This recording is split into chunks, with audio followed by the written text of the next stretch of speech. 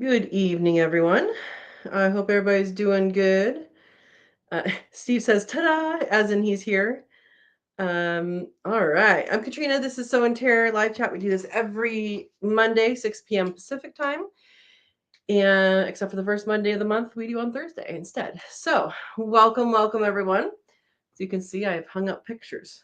I'm actually sitting on the bench by the front door. So, not exactly a couch or anything, but it works. All right. So Steve's here. Steve is S.O. Swanson with Blue Little Wrench. He's moderator. Welcome. PJ's here. Welcome. Good evening, friends. Good evening, PJ. PJ is a member of the channel, and we are doing a Cook With Me live, which is on the solstice. You can either celebrate the solstice or celebrate Christmas with us. Either way is fine, or just celebrate the day. Why not? It's a Sunday. Sunday, the 21st, 12:30 p.m. That is noon 30 Pacific time. And we are doing eggnog and we will be doing Christmas cookies. So if you are a member, and I see Jacob's here too. Hello, everyone, he says. Hello, Jacob. Um, if you are a member, um, go ahead and find the Facebook group. If you're on Facebook, I made a new group. Um, what is it? It's called Katrina's Kits, and then in parentheses, Sow and Tare, as if there would need to be a distinction out there. And this is a members only group that I'm putting together. Right now, it's public because apparently you can't make one private immediately. Anyway, so I will be sending out something on YouTube. I can't email you guys directly. I thought I could maybe like have your emails in there. But I know PJ's on there already. Jacob, you're going to have to find it. Um and let's see if I can just put the link in here. And basically this month what we're going to do, that's the wrong thing. This month what we're going to do is a Christmas cookie party. So as long as you're a member, ooh, PG put the recipe up. Awesome. As long as you're a member and there it is. Yeah, as long as you're a member and as long as you have a recipe that doesn't need like chilling overnight or something, it's a single day recipe. Why can't I copy this? Is my computer behind? Well, for some reason, it's not letting me copy the link. Oh, and I can't get back to you guys. Okay, there we go. Just joined. Awesome. So Jacob's one.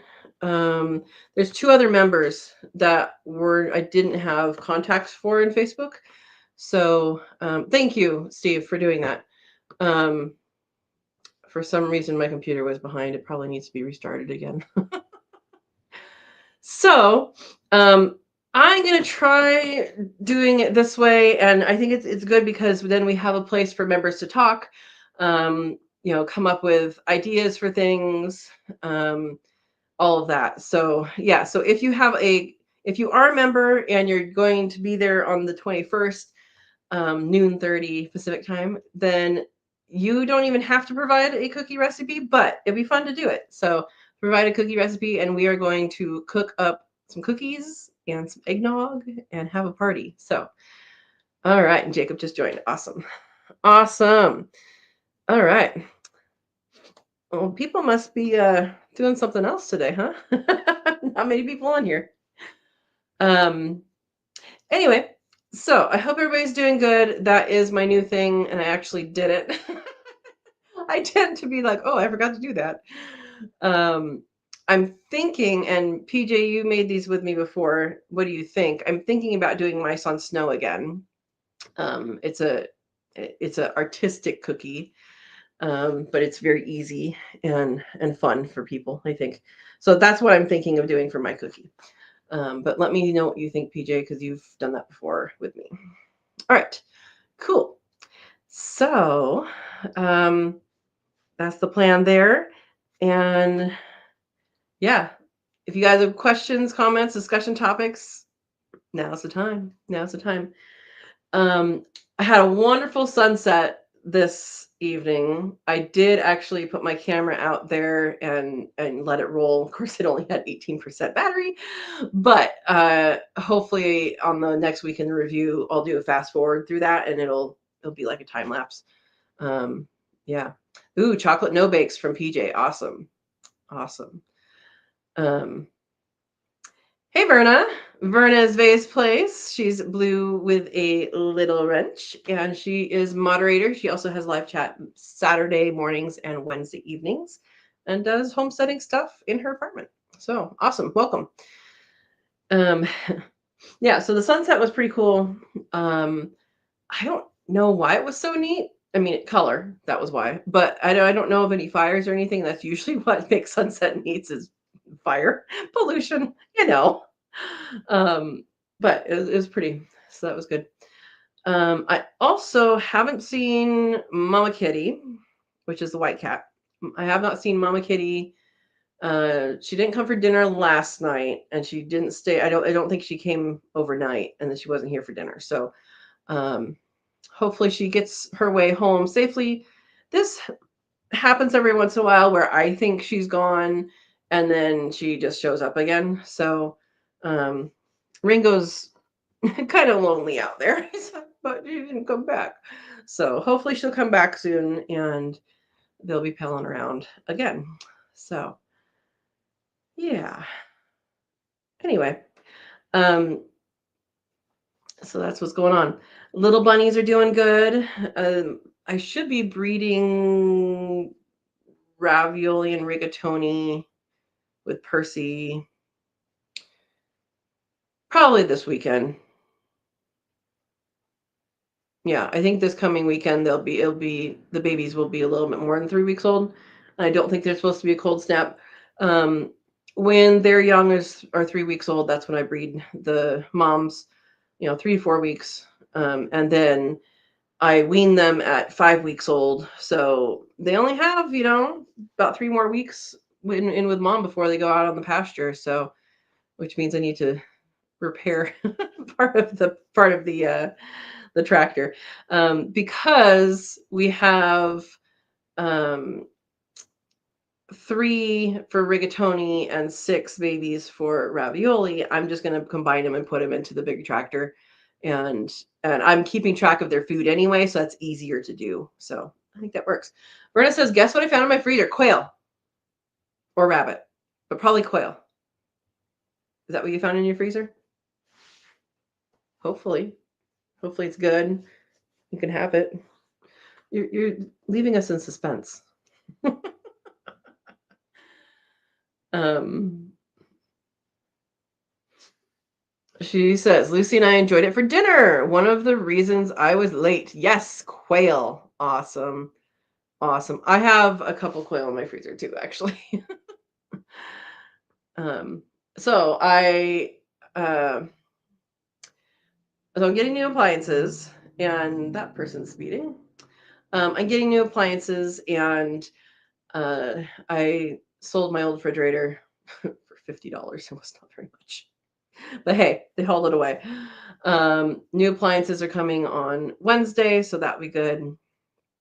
And thank you guys, and thank you to Steve for expertise and the do's and the don'ts for the brands. So I did, move that freezer stuff into the other freezer um, in the pantry. So I have no refrigerator in my kitchen right now. It's really open. It's really, really much more open now. So yeah. Oh my gosh, Steve, are we sure? She says, "Are you sure about the delivery this time?" Steve is referencing uh, when I got my stand-up freezer from Best Buy, and it took them 5 extra weeks. Yeah. Um, I got this from Home Depot, so they should be more reliable because they're bigger, and yeah. And all 3 things are coming on Wednesday. So the refrigerator and dishwasher are coming on one truck, and then I think the water heater is coming on another truck. I think it's coming from a different direction. So good question, and you'll find out if it's not. All right. Jacob has quail hatching right now. 168. How many did you set? 168 little tiny peepers. That is awesome. Yeah, PJ, I agree with you. PJ says, I miss my quail. Yep. Yep. And Verna says, I miss my quail and rabbits. Yeah. Yep. And Verna says, wonderful, Jacob. Jacob, what kind are you hatching? Are they Coturnics? And if they are they a variety of colors or one, or what's going on over there? Yeah. So this Saturday, oh, be sure to expect it for scratches and dents. They try to sneak them in. That is true. That is true. Yep. Yeah, and I have my dishwasher is on Facebook. This town runs on Facebook. Some towns it's Craigslist, sometimes it's Facebook, sometimes it's, next door. Here it's Facebook. But my dishwasher's on there. I kind of left it open ended, make me an offer. And someone's offered $30, which is, I'm trying to get them go at least 50. But it is either pay to haul it away or get paid to have someone else haul it away. So there we go. Oh, all right. Yeah, so hopefully they'll be good. I had someone message me saying, I'd like to come see it. Like, which one? Because I put the refrigerator on there. I should probably take that off now. The dishwasher, and I also put on there for free Christmas trees because I have some trees they're going to get cut down. I could work around them and let them go another year for someone. If I might do that, but basically the plan is they're going to be cut down this year, but they're just baby trees. Everybody's responded, oh, that's so great of you. Oh, that's a good idea. Oh, they cost $100 elsewhere. That's a great idea. And it's like, well, do you want them? And none of these people do. So it's okay. All right. Jacob says, I put just over 300 eggs in, but that's collecting over a couple days so fertility might not be the greatest. And I don't candle when I set the eggs. I don't candle when I set eggs either.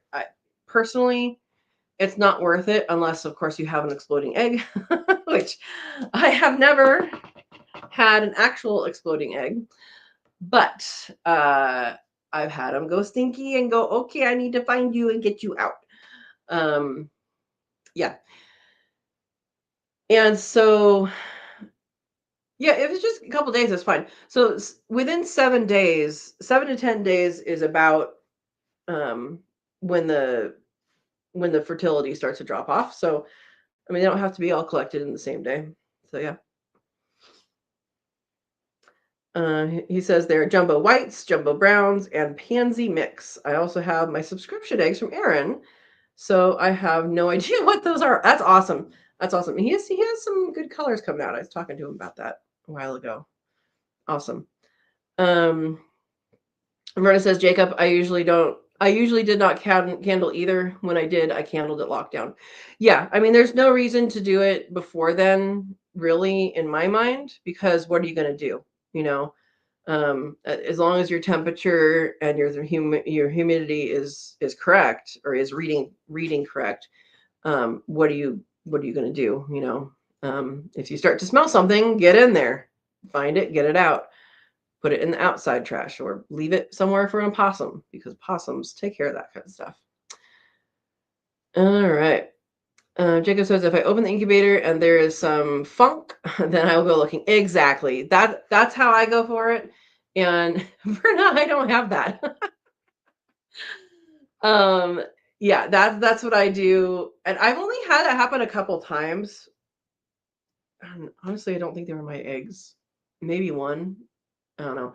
I had a really bad. I won eggs a long time ago from some random person on. It's the one that Nana Bird came out of. So if you're not familiar with Nana was a quail that hatched out, and she was one of 5 that hatched out of like 30.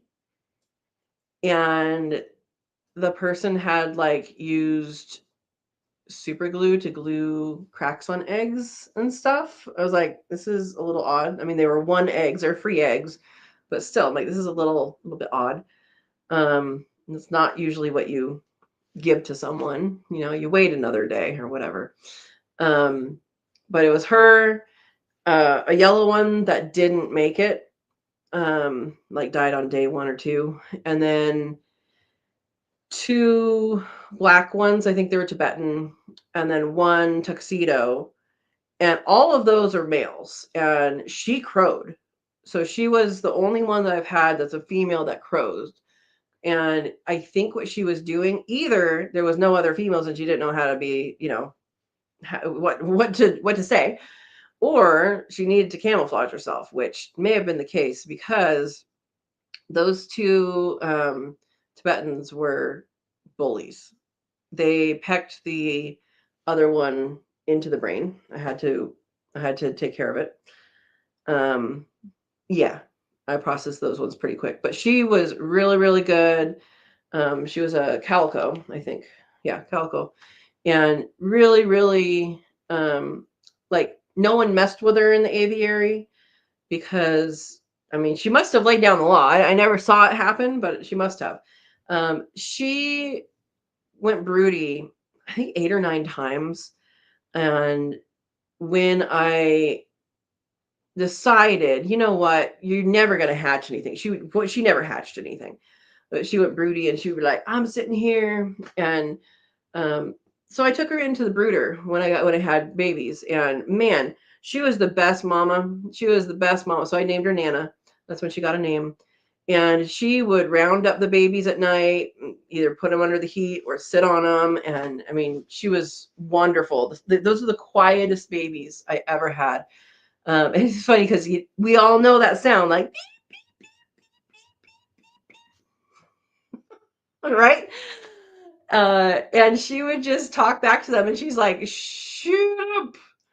You don't need to be doing that. You're fine. Why are you making sound?" And like, shut them right up. Yeah. So anyway, um, Desiree's here. Hello, anime gamer creator. Welcome, welcome. And she says, did candling today, and only 2 eggs have development, which I wasn't expecting any eggs to even develop. Is this your furnace egg? I thought you only did 1 for that. Tell us what you're talking about. This is your furnace egg. She was doing, it was or is doing an experiment with a furnace, and it was growing. The egg was. And hold on. It's my mom. And she knows I'm doing a live. Okay, sounds off.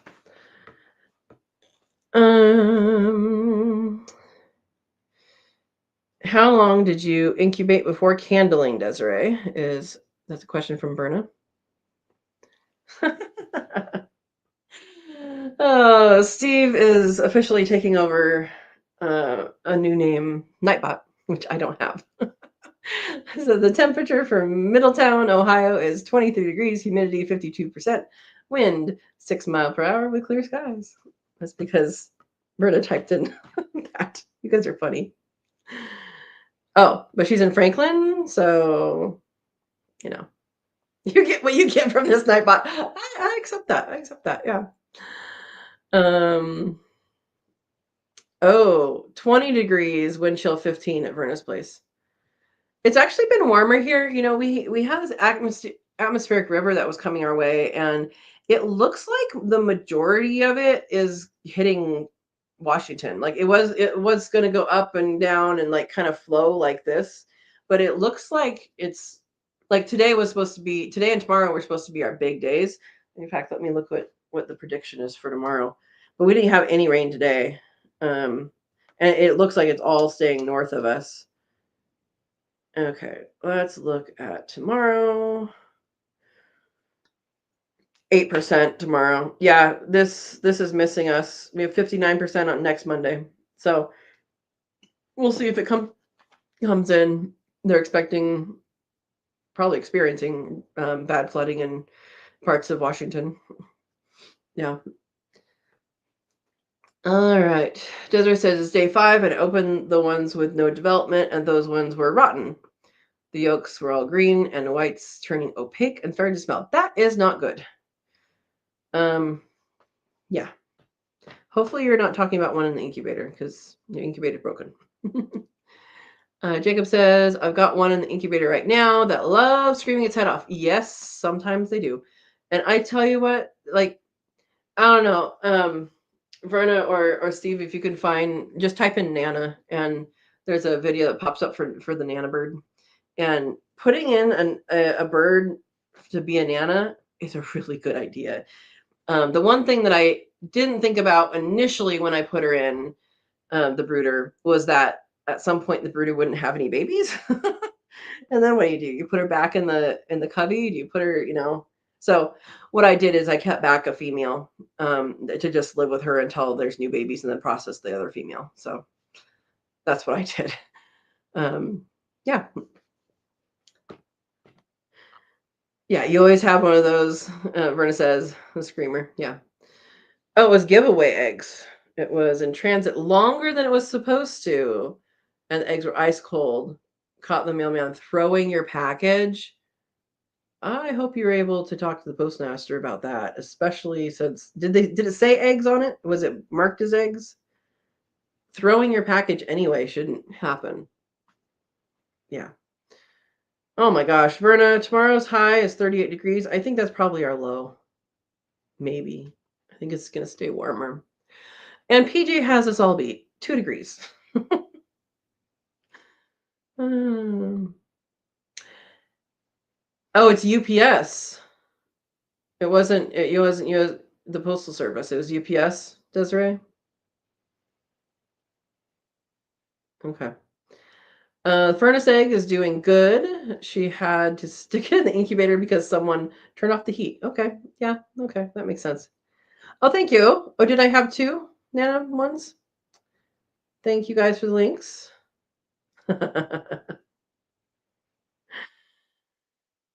It was marked as fragile. Lots of stickers. Yeah, you need to talk to the postmaster because that shouldn't happen. It shouldn't happen anyway, but I don't know. Yeah. Eggs go via USPS.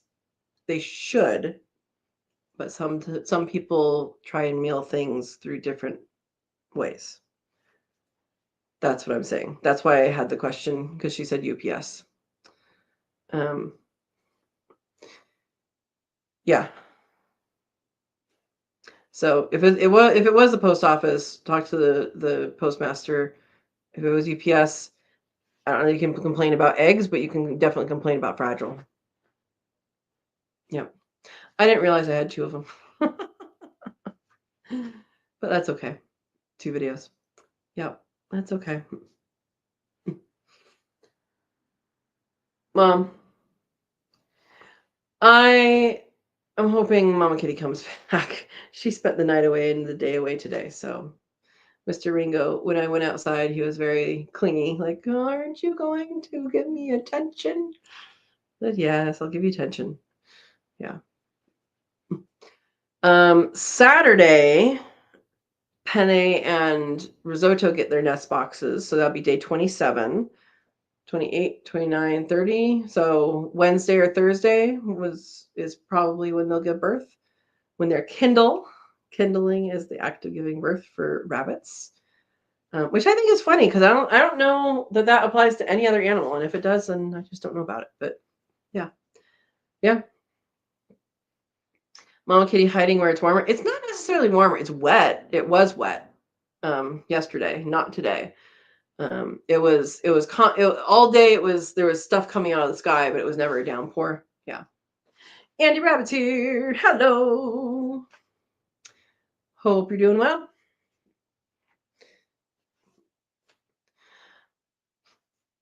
Everybody's saying hi to Andy. All right. How are your bunnies doing? Mine are doing good. Percy seems to want a lot more attention, which is pretty funny. He's always cute. He always comes up. It's funny. I cleaned his. I guess I told you guys this last week, but I cleaned out his hutch, and as soon as I walked back, I could see he did his stinky stuff already. He's like, it doesn't smell like me. It needs to smell like me. Okay. And Verna's asking, Andy, any new kits? Yeah, very good. We should have new kits here on mid next week, so that'll be good. So yeah, this last Saturday I went for a hike up the hill, and if you guys watched today's video, you know I drove partway there because I didn't want Mr. Ringo to follow me. Um, I've done that in the past where I walked up. Yeah, I try and feed them before I go up. That way he's busy doing something before he sees me leave. Because if he sees me leave, he's going to go with me. But he's very uncomfortable once you get to actually where I parked. He's very uncomfortable right in there. He's like, this is too far away from home. So at least I know that that's not in his realm. Yeah. So anyway, so I went up the hill, had a nice hike, fell. Wet leaves on wet leaves with a foot. Yeah, but I'm okay. Yeah, really neat up there. My meadow has tons of elk scat and tons, like they live up there. And a bear scat and deer scat. But it was pretty cool. But I know I've been sharing with you guys that they've been logging somewhere on that ridge, and I found out more information about it today, actually. So I thought I'd share that with you since I've been telling you guys about it. BLM land is what's behind my property, and they actually made a road along the ridge, and very, very, I severely, it's not like bad severe, but it's a true word to use there. Severely thinned the aggressively. How about that? They aggressively thinned the ridge, and so it's for fire protection, and they had a logging contract, so they could do that. So it's basically right up against the edge of my property, which gives a little extra fire protection. And those trees will grow to be pretty big without competition with understory and stuff. So um, the good thing is they probably won't come back for many, many, many, many years. So hopefully the chainsaws and the beep, beep, beep, beep, beep, beep, beep will not be happening after a little while. They downed all the trees that need to be downed, and then they're going to be pulling them up and onto log trucks and stuff. So that still needs to happen. So I will hear the beep, beep, beep for probably a while. But the person I talked with on the phone today, because I did actually call in because there's some interesting flagging that I needed some clarification on location wise. And very nice. Talked to a forester. I was actually able to ask him, about some forestry things around here too. So that was a very helpful conversation. And I just like that people can talk, right? Like they're like, yeah, this is my specialty, and let's talk about it. So it's really cool. All right. Andy says, no rabbit kits. I do have baby quail, 56 hatched. Awesome. Anyway says, wow, that's a lot. It's a good amount. You need kits too, Verna says. um, Verna says, only thing I worry about when they thin it out is the chance of mudslides. Yeah, and my neighbor brought that up too. Where it is, it's like literally the top of the ridge, and they are leaving trees there. So the trees are still, I mean, there's still roots in there.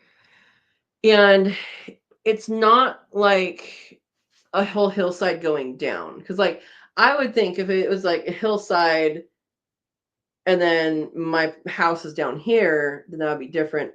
Where this is it's literally the top of the ridge. So I think being at the top will be okay. But yeah, that is a concern. It can be a concern. Dawn's here. Hey everyone. Hey Dawn. Welcome. Yeah, so that can be a concern. But also it's at the top of the ridge, and it does give some fire protection. So, you know, take it as it is. So yeah, that was a good hike up the hill. I'm gonna do a video about the hike up the hill, but then also I probably won't put the logging stuff in there. I might do a separate video. I don't know yet, but yeah, I may not. But I did take some pictures and video to share with. I have a neighbor that called me. She's like, "Hey, I hear chainsaws. Are they stealing your trees?" I'm like, "Oh, I better go up there," and they're not. So, but I did find out what office for BLM is this area, this region. So that is that will be handy in the future. So yeah. All right. Dawn, what do you have going on? People are saying they've hatched their chickies. I haven't hatched anything in a very long time. I haven't hatched anything in over a year. The chickens got good treats today, and they're always fun when they get good treats. They get excited about funny things. Like you wouldn't expect them to get excited about one thing, and you expect them to get excited about this other thing, and you're like, nope, we're going to this other thing. So yeah.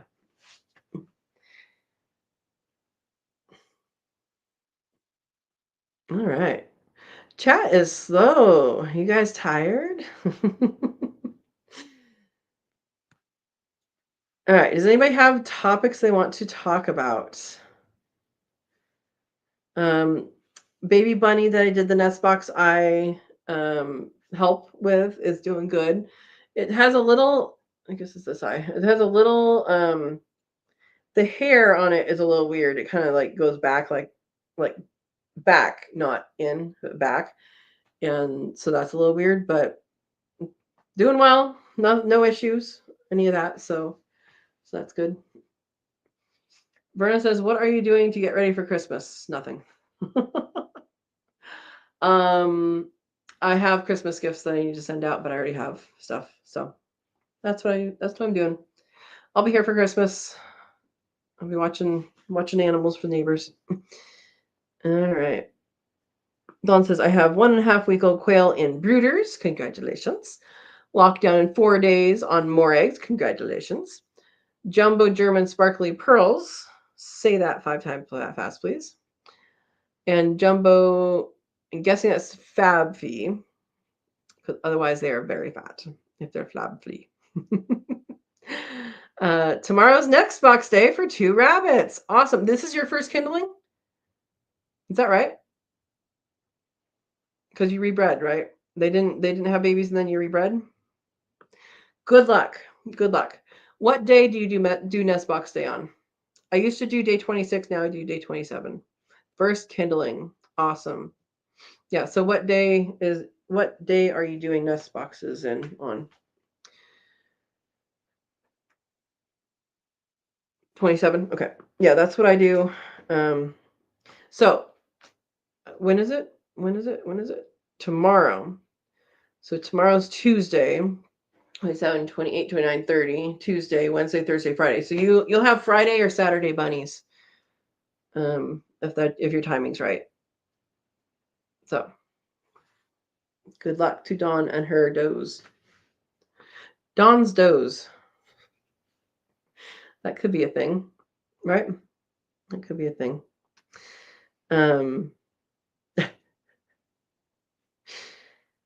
Yeah, so first, well, that's why I was saying that you rebred them. She says if they are in fact pregnant. Yeah. So sometimes it's hard to tell. Penne right now, she's had a belly on her. I think she has a lot of little ones in there. Risotto, you can't hardly tell, but you usually can't tell with her. She was carrying them differently or something. But yeah, you really Penne has a pretty big belly. So I'm expecting to see a lot because she's only, what, 3 weeks? She's only 3 weeks in. So, 30 days is gestation for these rabbits. So 30, 31, somewhere in there. I put my nest box in at 27 days after breeding. And then, so 27 days, and then they usually kindle on the 30th or 31st day. And then if they haven't kindled by day 35, then you rebreed them because they're not likely to have babies after that point. So that's what Dawn has done, is she has thought that they were pregnant. They weren't, and rebred already. Yeah. And then if they do kindle, then you wait to breed them, but they can be both pregnant and nursing at the same time. I like to give my ladies about a week and a half with no babies. A week and a half with no babies before her next litter so she can deal with stuff. So yeah. Dawn says Oreo really looks wider, but Maggie, she is just big all over. So that's something too to pay attention to. I mean, some rabbits are just big, but if rabbits get fat, they can actually kind of pinch off the fallopian tube. Not pinch off, but where they won't get bred. They'll be too heavy to breed. So yeah. Verna's asking, did you watch for fall offs, Dawn? Andy's closing the restaurant and then driving home. Drive safe, Miss Andy Rabbit. Okay, so Dawn says they were too young to breed, really? Okay, and they did have fall offs the first time. Yeah. Yeah, well, hopefully this time they're good. Oreo and Maggie, huh? Yeah. Well, she's not working anymore. She's driving home.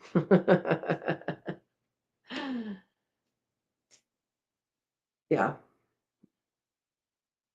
So yeah, I don't have much going on for Christmas. It's going to be in just another day around here. I'm sure I'll talk with my parents and family and stuff, but this year is just another day. We're expecting storms and stuff, so if there's no storms, maybe my parents will come over, but I doubt it. If you're watching later, you're welcome to. That was to my parents. So yeah, I went over Thanksgiving. Good weather and all that.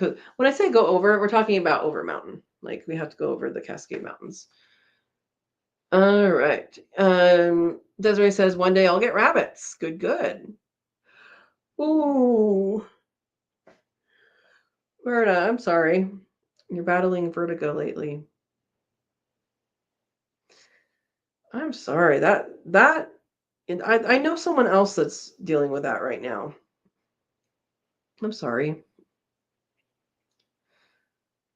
Is there any like medicinal herb stuff that helps with that? I'm sure there is, but do we know what that is? If something might help, or if it's some inner ear thing that could be doing something too. Dawn says no fall offs the first time, the second time 2 fall offs, but good ones. Then I rebred the next day, 1 fall off, and the other one was not friendly. Yeah, so basically that second time, the next day, I call that checking. So if you breed them within 12 hours, their bodies know whether or not they're pregnant. And if they are pregnant, then they're like, nope, don't you need you anymore. And if they're not, then they're like, yeah, I still need you. Yeah. Yeah. Rose says, I deal with it often, just lately has been out of control. Oh no. Nothing you can treat herbally or medically. I'm sorry. That sucks.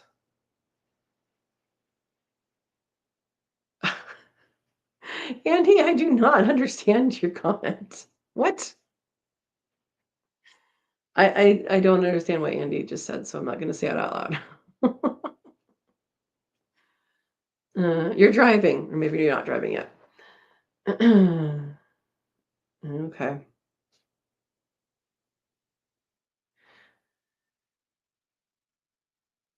32 at Andy Rabbit's.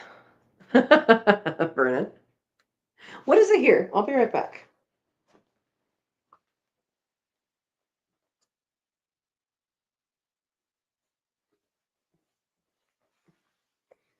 It's 49 here. And 71 in the house, which is very warm. I didn't realize it was actually warm. I thought it was. I just came in from outside. But the person was here to clean and service the just regular maintenance, the mini splits today. And they were dirty, but apparently not as dirty as he's seen. And in order to do all that stuff, he had to turn up the heat. Like, oh, we have to make it warmer than it is now. Okay, well, I should have turned it down. Anyway, so there you go. Oh, you're driving you're driving and talking to text. Okay. Dangerous stuff right there. You don't know what it will come out as. Like the guy with shorts that you posted last week. I don't know what you're talking about. Is it a video? Okay. Oh, Dawn's at 22 with 15-degree wind chill. You're pretty close to what Erna is right now. And Andy says that was supposed to be what? I think it said the same thing. That's okay. It's okay. Oh. So yeah, 71. I didn't know it was 71. I don't keep it that warm, but I know why it's that warm. So there we go.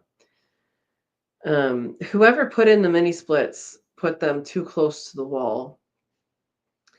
And so they have this cleaning thing that they tuck in a bag like that way. And he was able to do it and kind of make it work on two of them. One of them was okay. And then they have like this pressure washing. They have like a spray foam thing. It's some sort of chemical cleaner. And then they have a pressure washing. It's just water, but they have this pressure washing thing made for these units. And a whole bunch of gunk came out. So anyway, it was a short. Okay. 23 degrees and a guy walking. Oh, okay. I did see that. I did see that. Yeah. Guy walking down the street in a hoodie and shorts. I did see that. I just forgot about it. Yeah, that's me. That's me. Yeah. A short and shorts.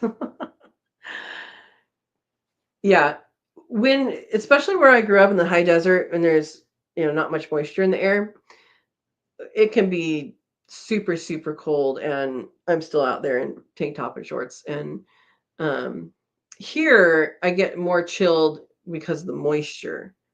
So, yeah. So it is weird to not have a refrigerator right now. Refrigerator comes Wednesday. I sold the one that was here. And it is weird to have a big spot over in the kitchen. Stephen Burnett. You guys making up this story of this poor person's life. She should have gone out and interviewed him. Oh boy. All right. So, what is everybody doing for winter? We really haven't. It has hit freezing here yet, but nothing has frozen. Does that make sense? This year. So I really don't need to do anything because I don't have anything in the ground right now, and the rabbit water is already in rubber containers. But what are people doing to prepare for winter?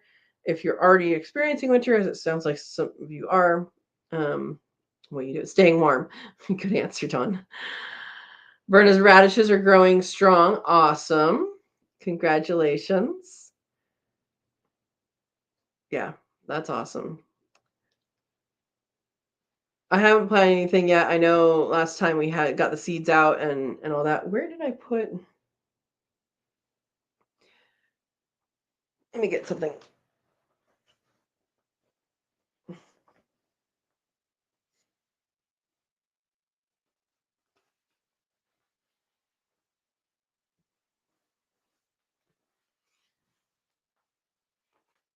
So I got my first catalog of the year.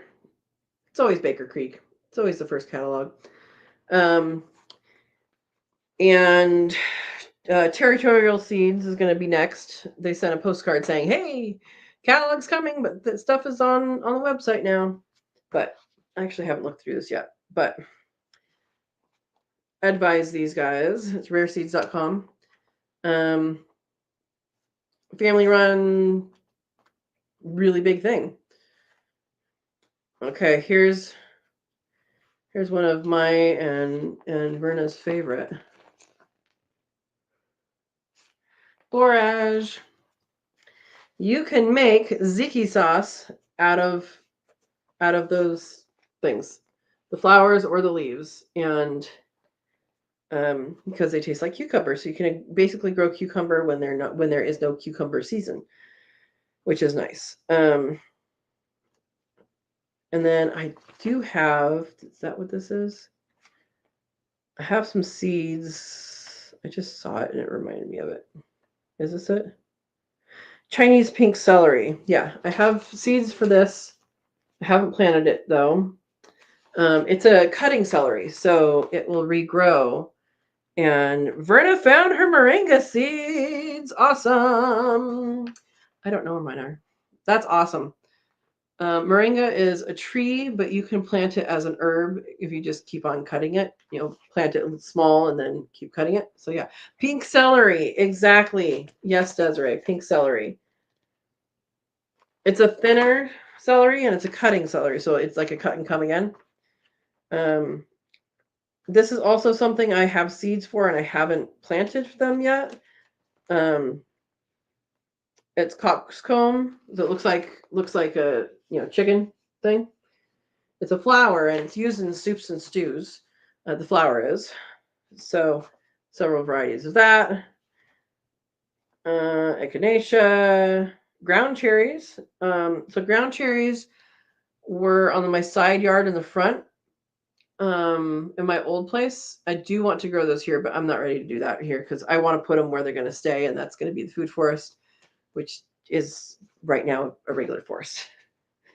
But they have 3 different types of ground cherries, so that's pretty cool. I'm sure they have more online. The thing about Baker Creek is this is how thick it is here, but their full catalog is like that thick, and you can order their full catalog. You do have to pay for it because it's huge. But if you have a seed lover in your house, maybe you get them a seed catalog and like a gift card for seeds. That's a great Christmas gift, right? I know I'm going to be, not this year, next year, I'm going to be planting a lot. Look at this, Bulgarian giant leeks. Look at how huge these leeks are. Look at that. Anyway, there's all sorts of cool stuff out there. And Dawn says I mainly go to their store. I look at the catalog once. Yep. Verna says you need to plant some amaranth too. I have amaranth seeds. I have amaranth seeds and I have quinoa seeds. If you plant either one of those and you have seeds for multiple varieties, I believe this is true for both. I know it's true for quinoa and I think it's true for amaranth. That they will cross, not with each other, but the varieties of quinoa and the varieties of amaranth will cross with each other. So if you're trying to preserve a line of seeds, only plant one kind each year. I have amaranth seeds too. Dawn says, every time I pick seeds from the catalog, they are not available online. Andy says, I want to grow the pink celery sometime. Yeah, I have a seed pack somewhere. And Desiree says, I'd love to have amaranth. Yeah.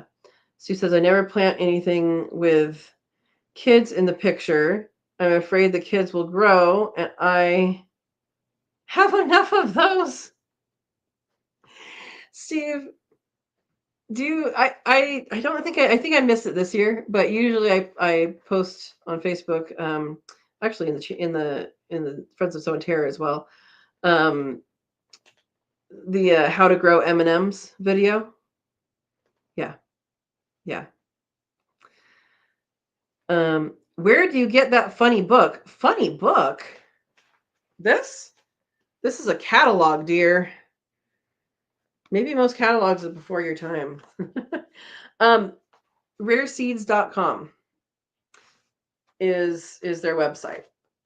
And you can sign up for, if you sign up for a catalog, they send this to you for free. Again, here's the thickness, and the full seed catalog is like that thick. So I didn't get it, but you do have to buy that one. But if you're giving a gift to someone, probably getting seed catalogs and gift cards is a really good idea. Yeah. Link is just rareseeds.com. That's all it is. Rareseeds.com. You want me to go to it? Let me go to it. Rare Seeds. Oops. No spaces.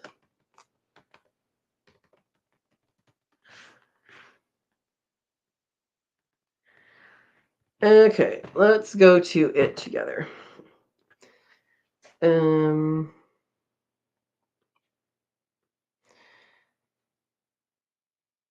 Okay, so this right here is Ryan. You can, yeah, that's Ryan. He's does a lot with rareseeds.com, Baker Creek. He lived in Africa for a long time, so he has a lot of African plant knowledge.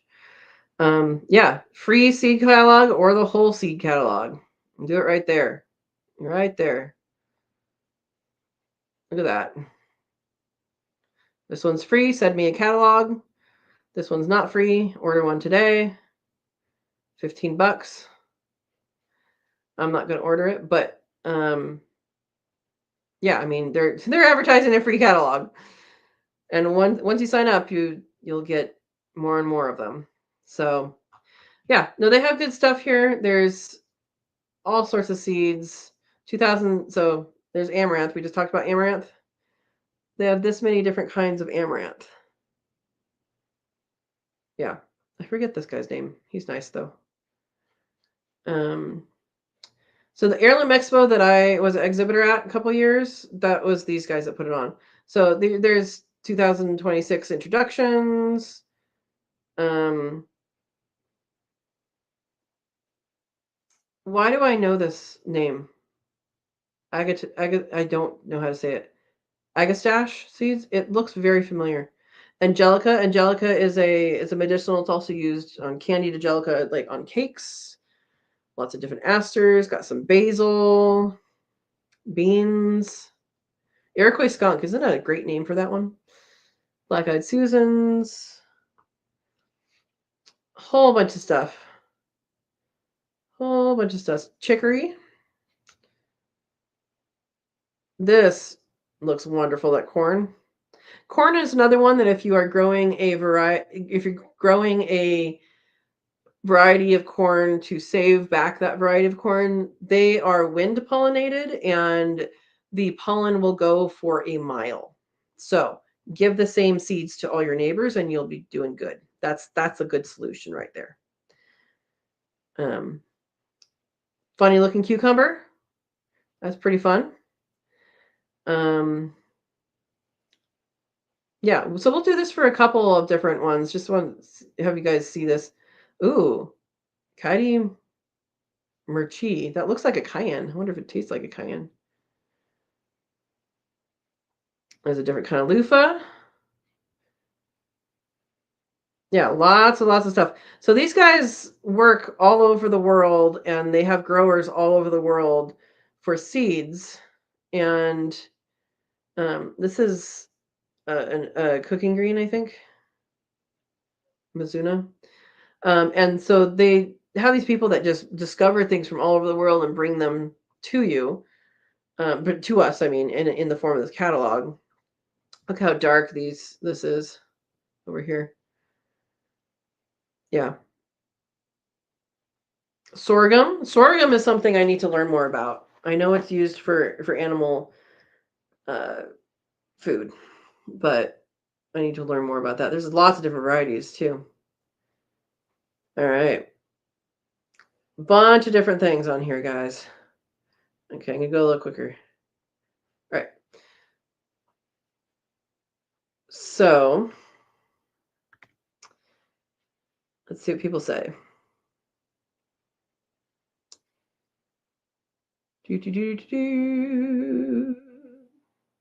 What's the difference? Oh, what's the difference in the two catalogs?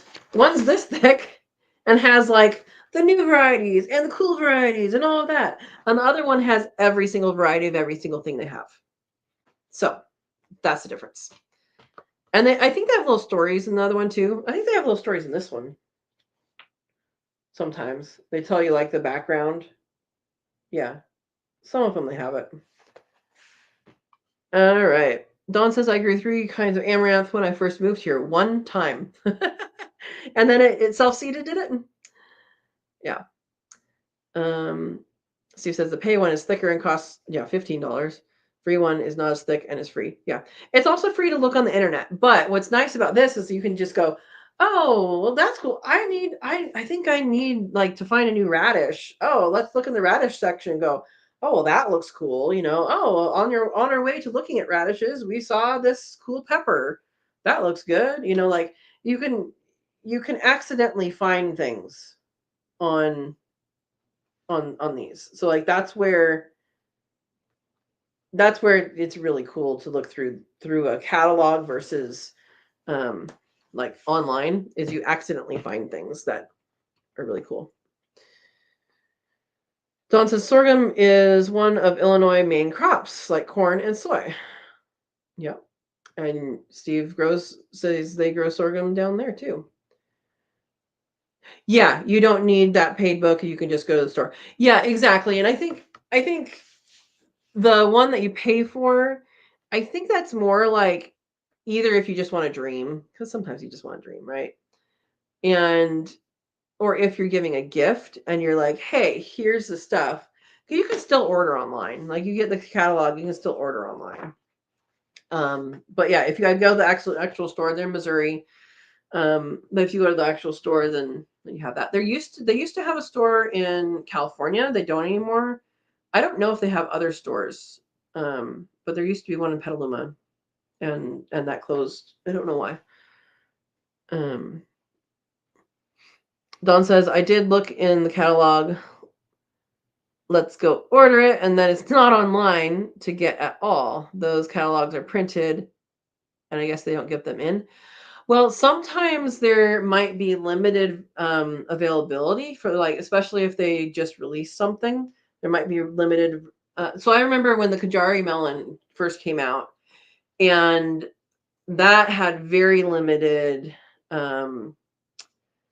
availability because, and now everyone has it. It had very limited availability just because it was rare, just because it was a new thing on the market. That someone discovered it somewhere and brought it into the seed growing, and then now they maintain that seed. It was a rare seed is becoming less rare because they have that. So rareseeds.com, they like to preserve the seeds, the heirloom varieties. So I did an interview with the seed historian. Her name is Michelle. She's awesome. If you see some of their commercials and some of their YouTube videos, she's often the narrator of those. And she had some really great things to say. I don't know. I don't even remember I think it's Seed Historian. If Verna or Steve wants to try typing in Seed Historian and find that link. She's an awesome person. All of these guys are awesome people. So yeah. Okay. Andy says I kind of don't recommend going to the store though, because I see this and then I want that, and then ooh, that's cool looking. And then many dollars later I go home. Yeah. Yeah. Yep.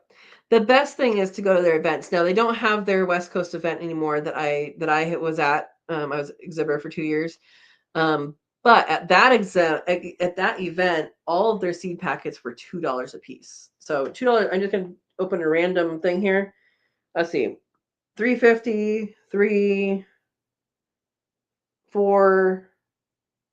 are dollars per packet. Let's do another random page. Yeah, 4.6. That's for a bitter melon. Have you guys ever tried bitter melon? They live up to their name. Yeah. So and all of their seeds at that event was $2 a packet. So people go crazy and like they'll buy out stuff. At their other events, I would assume that they probably have a similar thing. So that's what I would recommend. Yeah. Dawn says it did not have a name or picture to pull up or not limited or sold out. Hey, yeah, sometimes things happen. And when there's a lot of people looking for things, there you go. And when they think they're going to have enough of something, and they maybe don't, they have to print the catalog at some point. So sometimes that happens. They did have a couple years ago. There's a purple tomato that it came out that it did have GMO genes in it, and they pulled it. They pulled as soon as they found out. They pulled it from their catalog, and they're like, "Nope, we're not offering this. We've promised people not to do that." And so they I don't know if they refunded people, but I know they sent people other seeds as well. You'll often get free seeds from them too if you order like a bunch of seeds. Yeah. Okay. Nicholas is here. Welcome, Nicholas. Joy is here. Hello, all from Western Oregon. Joy, are you getting any of this rain? Because it's north of me. And if you are, I hope you're safe. I think Washington's getting most of it, but I think you're getting hit with it, aren't you? Yeah. Welcome. Dawn says they took big knocks on the fake GMO purple tomato in my tomato group. Yeah, so but they did pull it as soon as they realized that it was in fact GMO. They pulled it. They didn't know about it. I talked with them when I was at Heirloom Expo about that, and they're like, "Yeah, we were really surprised about that. We had so much invested in it, and we had to pull it." So they're good people. All that. Okay, let's look at another one. Territorial seeds. Oh, I just typed in territorial. That's not going to get me anything. Seeds. So it's territorialseed.com. And since I looked at Baker Creek, I feel like I should look at other stuff with you guys.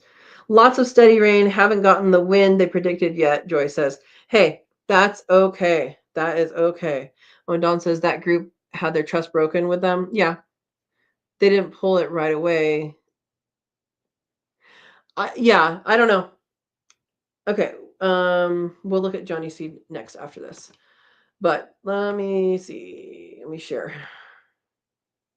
Share screen. Territorial. All right. So this is what territorial seed looks like. They have tons of different stuff. I was going to see if they had any like 2026 new. According to my neighbor, the starter of this company used to live down the road. Let's look at all American selections. I don't know what that means. Pretty good stuff. This looks like a delicata variety. Always a good choice. Okra. That looks cool. I want to try growing okra here. I haven't grown okra in a very long time because it just didn't do well when I was in Gilroy. Anybody ever grown kohlrabi? It's an interesting plant to grow. It's in the broccoli family. Eggplants, purple cauliflower. I'm saying the common, what I would call it. Yeah, so they do have a pea variety. I don't remember what it is, but I have it. They do have a pea variety that's absolutely delicious. So anyway, they have a bunch of stuff popped up. They have a bunch of stuff on here. You can separate things by color, by type, what kind of seed. They have seed tape. pollination. So like if it's an F1 cross or is it open pollinated, I don't know why they couldn't just type out open pollinated. What it looks like. Also, you can search by if it's in stock or not. That's valuable. So garlic and potatoes. Garlic should be in the ground right now, or yeah, soon. Oh, they have yukon. I need to get some of this. Oh my gosh. Well, how much do you get for that? That's a lot. So here's what it looks like when you go, and it gives you like a general overview, and then it should say, yeah, hardy to zone 5. So I can plant it here. I'm zone 8B. And then here's where they'll have options. One plant. That's a lot for one plant. But I think this might be new to them.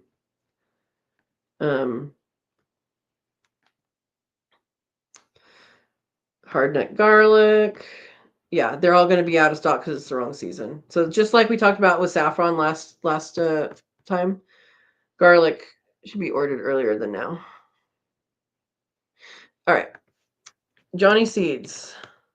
I actually have part of a gift card for this. You guys can still see this, right? I can't see you. Let me go back and see.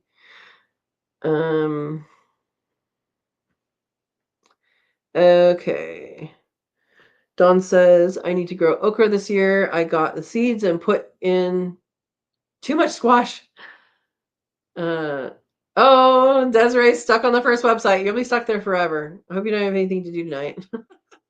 Renee's Garden. Yep, Renee's Garden is another one. I don't know that I've ever gone to the website. I've always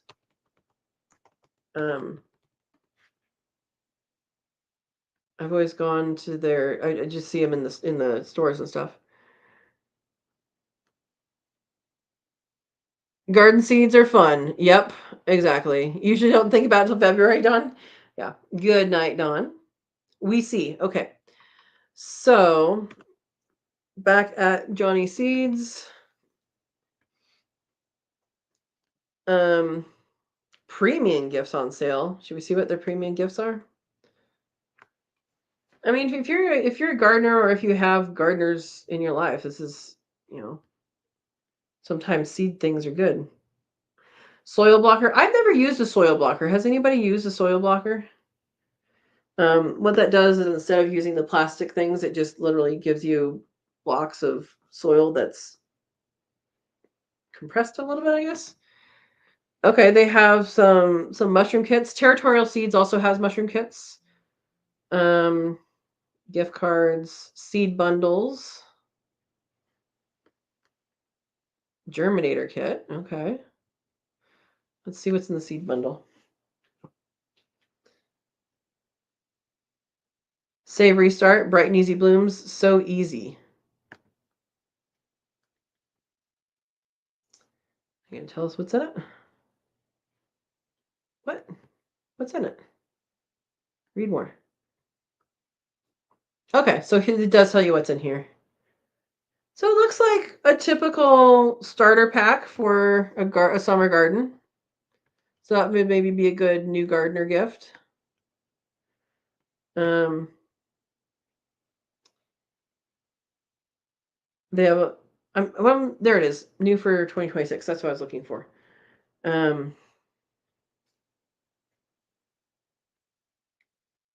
Oh, they have farm seed, flowers, fruits, herbs, organic, tools and supplies, vegetables. Let's just look at vegetables. Oh, amaranth glitter mix. That's interesting. Different colored corn. Velociraptor pepper. It's a habanero pepper, but they call it Velociraptor. That's hilarious. Flavor journey. If you guys haven't grown melons, do it. Do it.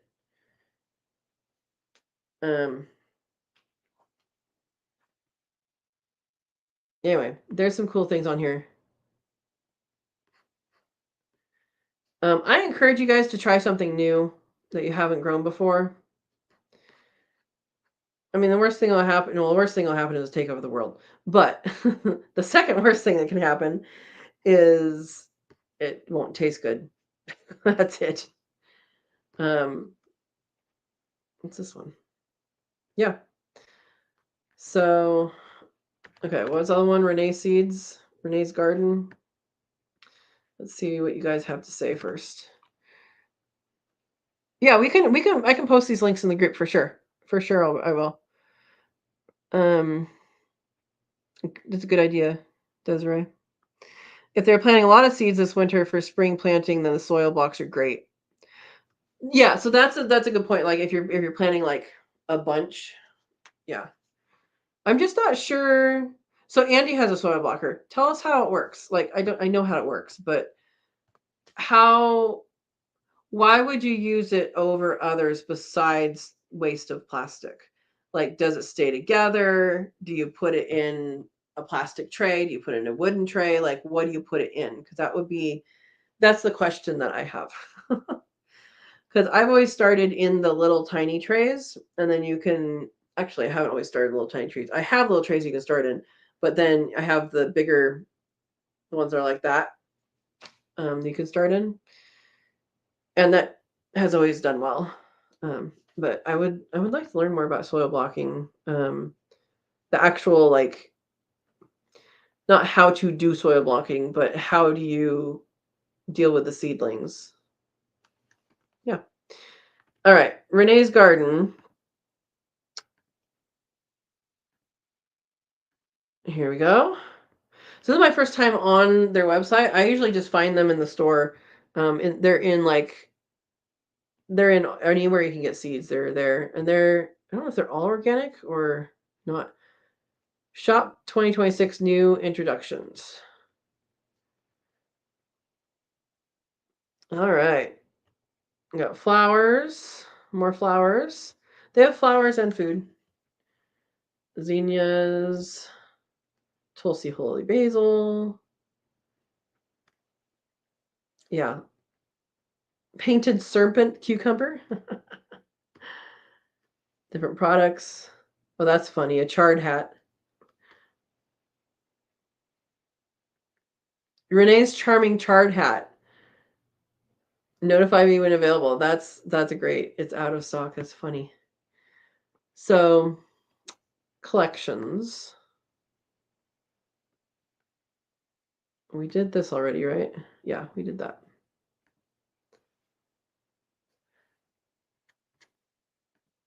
And so you could do pollinator garden, hummingbird favorites, medicinal seeds, edible flowers. There's our borage, chamomile, all the herbs, all the herbs. Zinger hibiscus. I would like to plant that. I don't have that. So they have they're marked down right now, $3.99 to $3.39, $3.39 to $2.98. So a little bit of a sale going on. I wanted to look at the edible flowers because you guys know I like edible flowers. Nasturtiums, hibiscus, borage. All right, cornflower. So that's the bachelor buttons, I think is what that is. Looks like it at least. Calendula is also medicinal. Violas, I have used those on cakes and in salads. They're Johnny jump ups. Yeah, lots of edible flowers. Hollyhocks. Hollyhock is a mallow. Of course it's edible. I didn't even think of it being an edible. So there's lots of cool stuff out there. Ooh, black hollyhocks. We had hollyhocks growing up, which is pretty cool. All right. Okay. Verta says you put it in a plastic tray. They're talking about soil blocking, like you do with plastic seed pots. It's better, in my opinion, that using the little pots that you have to pinch out. Yeah. Andy says you can use a wooden or plastic tray. It saves on plastic use. You can plant the whole block or dig and transplant. Okay. But they stay together okay? And they like, you just use potting soil or do you use a seed starting mix or mixture? Yeah. Because I've started to use, you can do potting soil, but often I will use potting soil and then the top like that much is a seed starting mix. Seed starting mix doesn't have real nutrients in it. It's going to maintain the moisture more than have nutrients. So it's meant for sprouting and then it will find nutrition. So that's, I started doing that at some point because there's nutrition in the um potting soil, but not really much nutrition in the starting. So don't drown them. So they're easy to drown in that. Okay, Verna says I would use regular potting soil. You have to make it wet to make it the blocks. That's true. That's true. Okay. Well, I'm not doing it this year, but maybe one year. And maybe someone will try it now who hasn't tried it and then let us know how it works. If you guys aren't signed up to the Facebook group, it's Friends of Sow and Tare. And we can have these kind of discussions on there. And that was a really good idea from Desiree to post these links. I think I'll make a like share your favorite, websites for seeds and go there. Yeah. Yeah. Desiree says, I can't wait to get my own house one day and have a garden. Absolutely. Absolutely. You can have a garden without that, without a house. I mean, having a house is good. And you guys know I love my green stalks, right? So green stalks, especially if you're a renter, is going to be really, really good. So those are the towers, and you have, depending on which one you have, it's either 30 or 36 plants in this space you can hug, which is amazing. Which is amazing. I grew peppers in one of them. They ended up dying because I put them when I moved them all the way here and then put them in a room that I thought was insulated that wasn't for the winter, and they died. They were 3 years old. Um, um, so Verna, the Friends of Sow and Tare is the one I was looking at. The Sow and Tare one I hardly ever put anything on. I should, but I don't. Yeah. All right. Andy says, I mean, don't drown the plants or they will fall apart, but things will still grow even if the box collapses. That makes sense. That makes sense. Yeah. What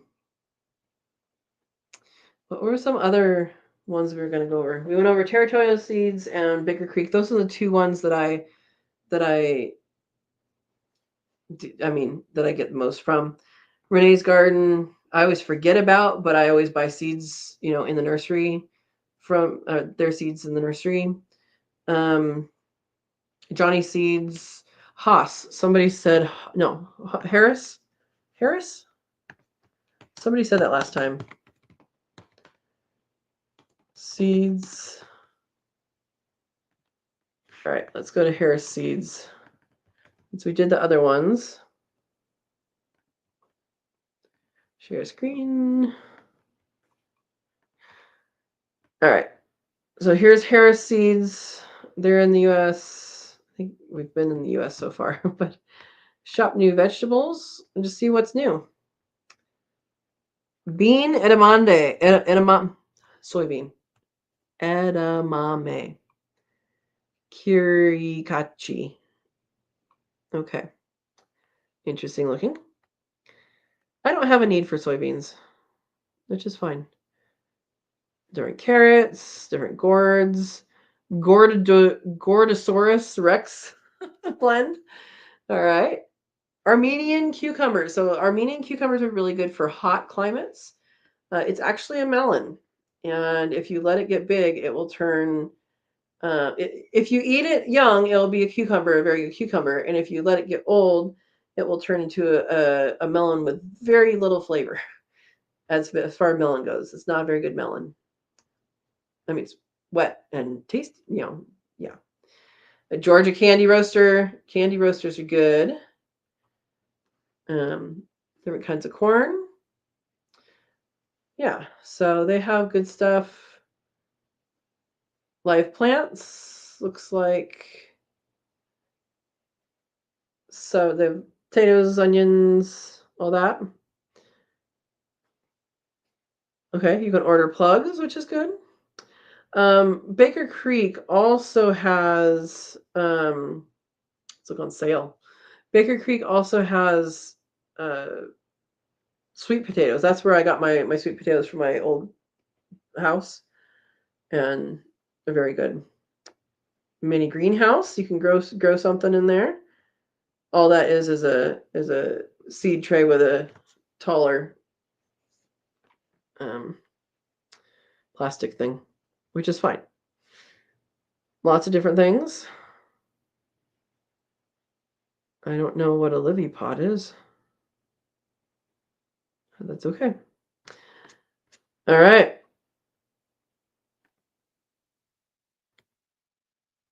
Yeah. We'll put a Hudson Bay Seed Company is another good one. Hudson Valley seeds. They're on the East Coast. Let me share my screen.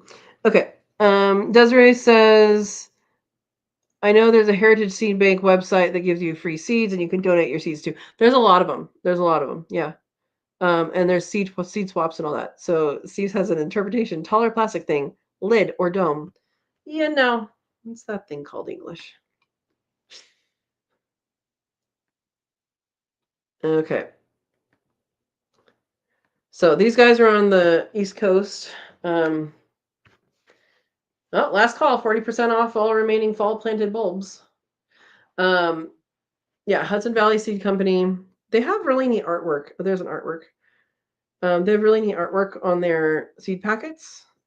So they're I would say they're not the cheapest, but they do have good artwork, from different artists on their seed packets, and that's part of what that doesn't have a picture. That's part of like people collect them. Panther edamame, yeah. So anyway, Long Island cheese pumpkin. Well, that sounds interesting.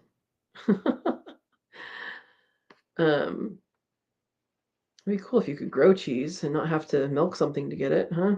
Delicata of any kind, I believe, is good. So, anybody else like have mouth watering right now? Anyway, this looks like a good melon.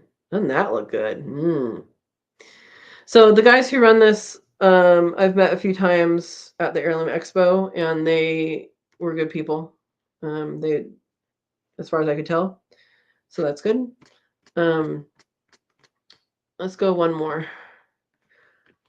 Wild Boar Farms does tomatoes, and they are making. Let me go back to this so I can reshare. Where are you guys? Okay. Desiree says, wonder if there's a site with lots of potatoes. There is. You haven't eaten yet. All right, let's do Wild Boar Farms. They only do tomatoes, and they are making new heirlooms. That's their goal. They're making new heirlooms, and they do have some heat tolerant ones. I did get some from them, and then forgot where I put them when I did my heat tolerant, testing. I don't remember where they are. Where are they? Northern California. Okay. So they have new releases, and again, they're making new heirlooms. So like these are in progress to be heirlooms. Look at that funky one. Solar Vortex. I like it. All right.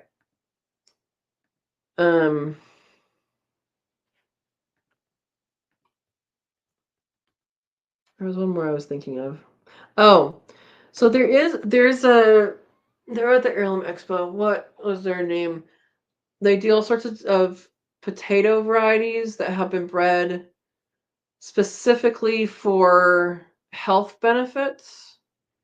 Like there's one kind of potato. There's one kind of potato that has a high amount of whatever the composition is of it, and it's supposed to be good for whatever condition it's good for. And they have actually bred these so that they have increased levels of whatever they're trying to have. I know I said that very well. I don't even know what to look for. Um,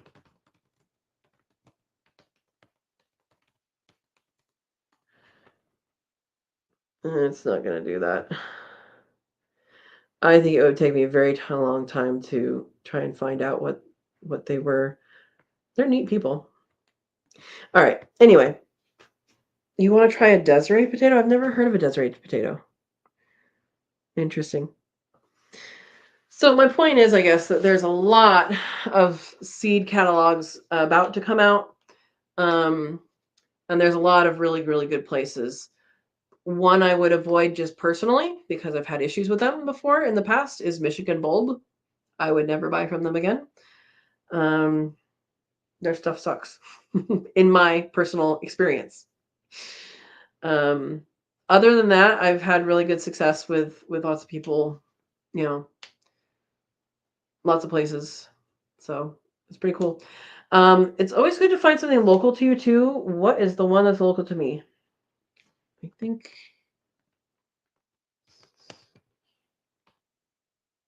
Siskiyou Seeds. Is that the one that's local to me? Kind of. I think it is. Okay, one more, guys. One more. So this guy is in Southern Oregon somewhere. Why? What happened? None of their plants grew, like, at all. And you can't get all duds with all the stuff that I got from them. You can totally get a dud here and there where, like, this plant grows a lot and this plant grows a little. But I got starts from them, and they mostly lived, but they never produced fruits and they never got big. Like, I had plants for maybe 8 years by them that were still this big and were supposed to be like huge at that point. Yeah. Yeah, that's what happened. All right. Okay. So Siskiyou Seeds, and this is just me knowing some people around my area, but you guys should find people who do this around your area too.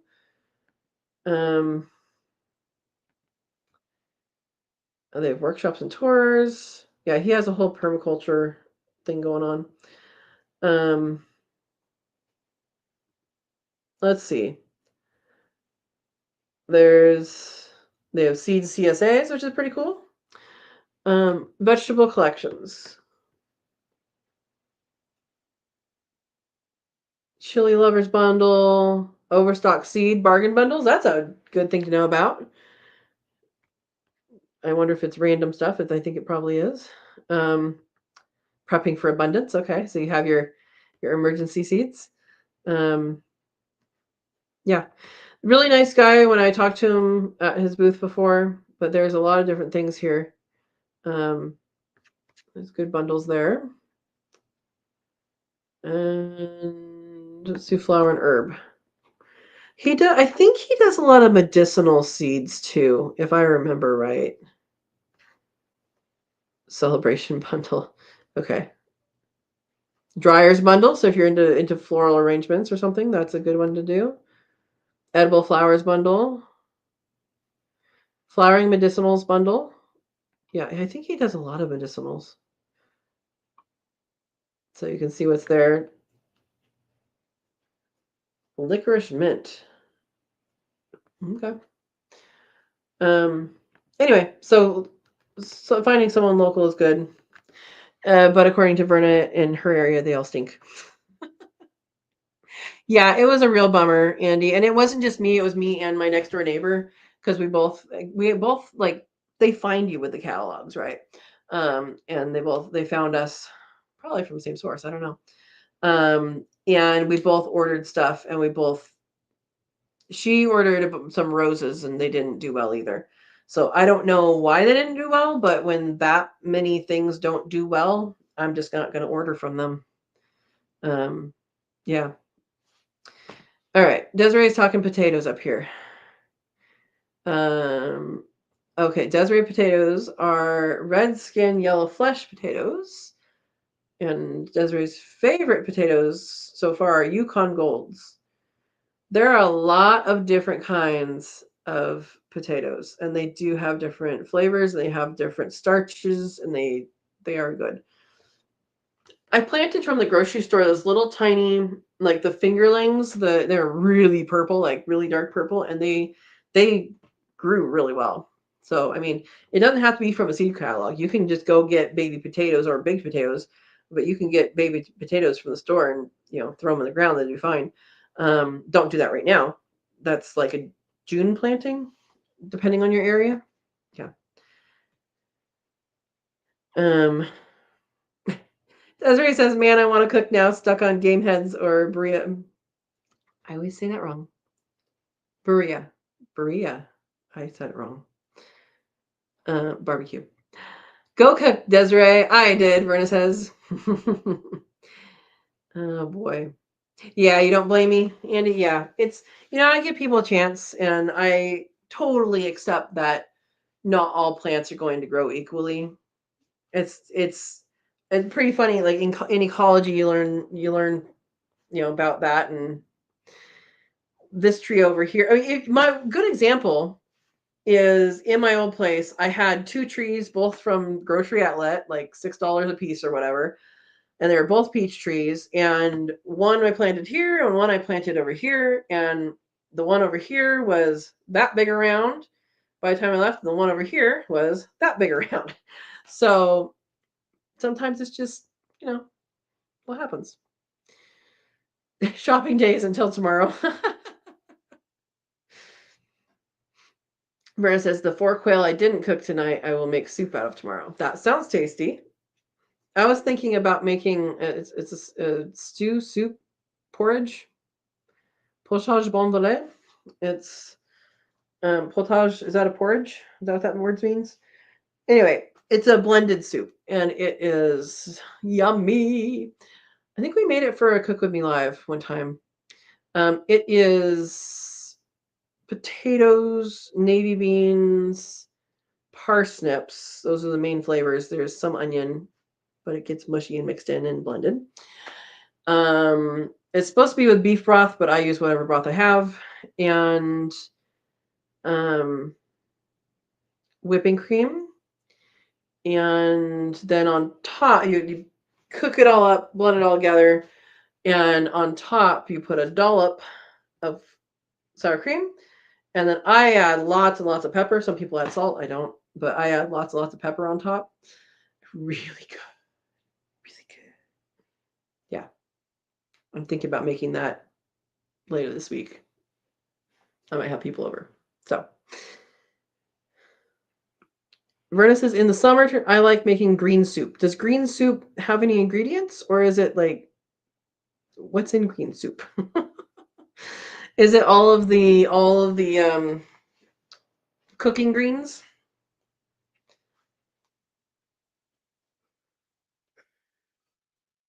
Desiree says, I need to put some of my eggs in incubator now. That is practically empty. Are you eating any of the eggs, or are you just hatching them all, Desiree? I feel like you might not be eating enough eggs.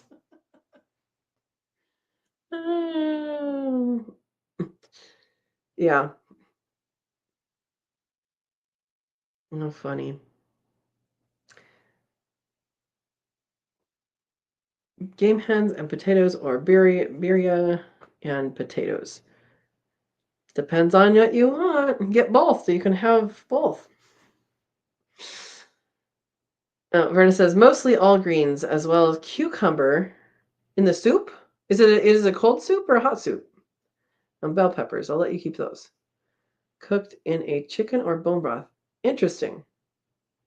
Hatching them. I thought you might be. Desiree. You don't have any birds, so all you can do is hatch them. All right, all right. Dinosaur omelets here. Welcome, welcome. They say, hey there, boiled and pickled less than 150 quail eggs today. All right, all right. Did you pickle them with a flavor, or did you pickle them with just a regular brine? I have pickled eggs before, and I have better things to do with eggs. A lot of people love pickled eggs. The taste is fine for me. It's it gets hard. Is there a way to not have it get hard? Yeah, that's what I want to know. Vinegar brine. All right, so just plain ones, huh? All right. Verna says, then you blend it all up. Add buttermilk and sour cream. It is a cold soup with a dollop sour cream. Okay, but this with the cucumber, it has to be a cold soup, right? I met someone that cooked cucumbers. She's Chinese. I don't know if everybody over there cooks their cucumbers. It was weird. To me, cooking cucumbers is weird. But you don't have to eat them. They're much better, raw and fresh or pickled. Oops. What am I doing? I'm starring things and hiding things. Yeah, I love that the one that I brought up there was, whoops, hit the wrong symbol. More than 150. Got it. And he says, hello, Christopher. That must be who is on the dinosaur omelet. Hello, Christopher. All right. Is it Christopher and or Christopher? Pickled hot dogs. Verna, what are you doing with your life? What? Is that a thing? Is that a thing? Why? Why is this a thing? I tried making a pickle juice brine for, I think it was rabbit, and it was not my thing. Not my thing. But also vinegar is not my thing. Yeah. You can make soup with your game hens, Desiree. You can make soup with anything. Apparently, since we're having cucumbers in soup. No, I'm kidding. Okay, Verna says, but when you make it in a cold soup, it makes it refreshing. That's why I asked if it was hot or cold. Okay, always Christopher unless otherwise stated. Got it. All right. It's a bar food to make people drink more. What's a bar food?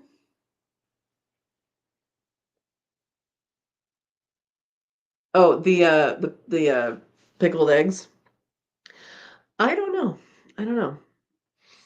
Anime says, I do have bones I've been saving up. I could break them down and save the bones for soup. There you go. Warm or cold, but not hot for the soup. Good. Yeah, you can make bone broth. And if you have a pressure cooker, it's really easy to do. If you don't, then you just boil the heck out of it forever and ever. But don't burn your house down. If you roast them first for 30 or 40 minutes, you will have much more flavor in your broth than if you don't. It also starts to crack open the bones, so the marrow, can't say it. The marrow comes out and mingles with everybody. Yeah. Oh, pickled hot dogs are bar food. So are pickled eggs. What? Who thought up this thing? Oh, simmer, not boil. So you don't boil the pan dry. Yeah. Because who's done that?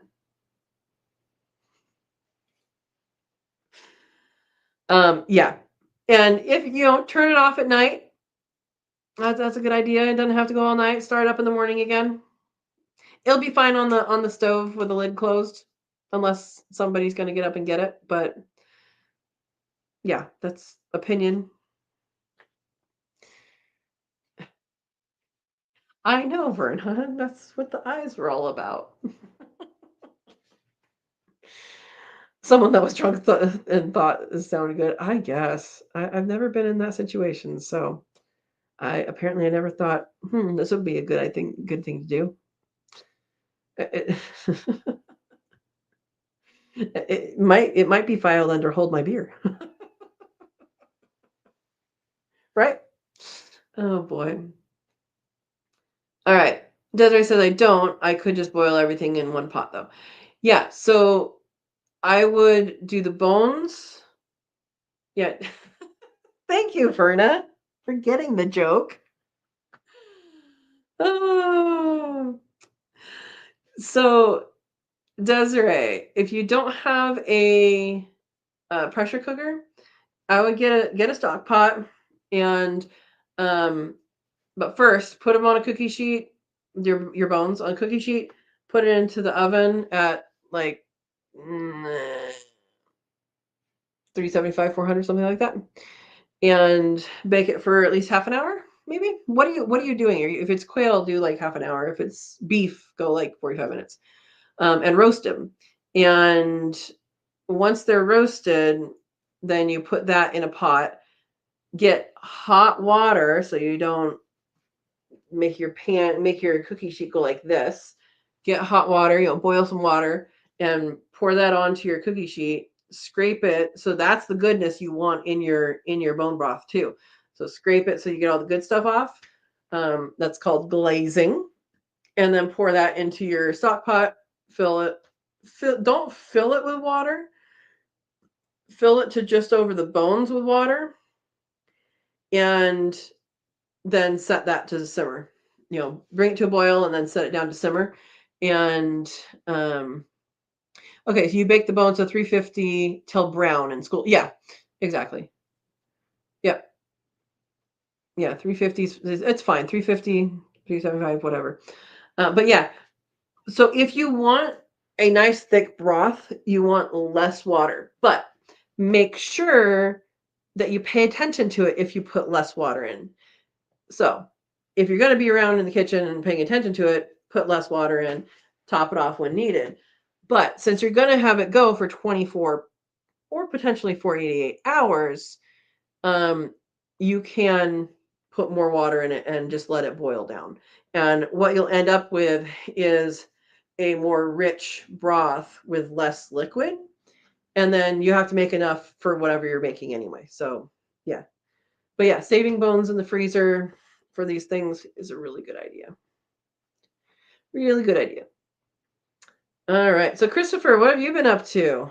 Hatching dinosaurs. Hopefully things are good. Hopefully things are good.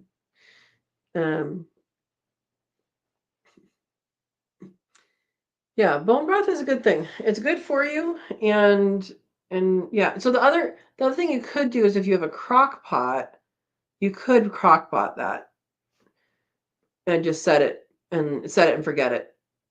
If you have a crock pot. Of course, if you have a newer crock pot that for some reason makes the top burp, has a hole in it, like why? The whole point is to keep the steam in. If you have a newer crock pot, you got to keep an eye on the water, because the water level, because it will evaporate eventually. But with the old style crock pot with the heavy lid and all that, it will keep all the moisture inside. So yeah. Anime says, I still have some wings and hides I need to tan. You know what? Coming over and do my rabbits ones too, because I have a bunch in the freezer. I need to find someone to sell them to. I so thought I was going to do all this stuff, and then, you have a full-time job and don't have time for that. So I have a full-time job. But sometimes it means not doing things like that. So once your bone broth is done, strain it out, discard the bones. Your animals will eat the bones at that point. So your bone broth is done when you can, well, it's hot, so don't do this immediately, but when you can pick up a bone and squish it, squish between your fingers, and freeze dry the bones and sell it to Verna. Yeah, so if they're squishy, your birds can eat them. Your animals can eat them. And all it is a calcium supplement at that point. So, and they'll love it. They'll go after it once they find out what it is. They'll go after it. My ladies actually haven't had that in a while. I haven't made that in a while for them, but they will appreciate it for sure. Yeah. Um, you need to get a cheesecloth. You really don't. Um, if you have a flour sack towel, personal opinion, other people can chime in about this, but personal opinion, if you have a flour sack towel, you don't need cheesecloth. Cheesecloth has bigger holes. That's the only thing. Um, you guys will see me use my flour sack towels, which is a drying towel. Here, let me get one.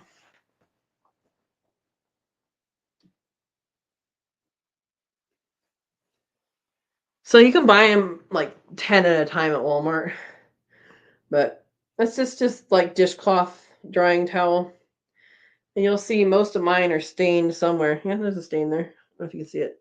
But most of mine are stained somewhere because I use them to squeeze jelly through. I use them to do whatever. The one when I do elderberries or blackberries, I'll make a little pouch, for juice or jelly or whatever.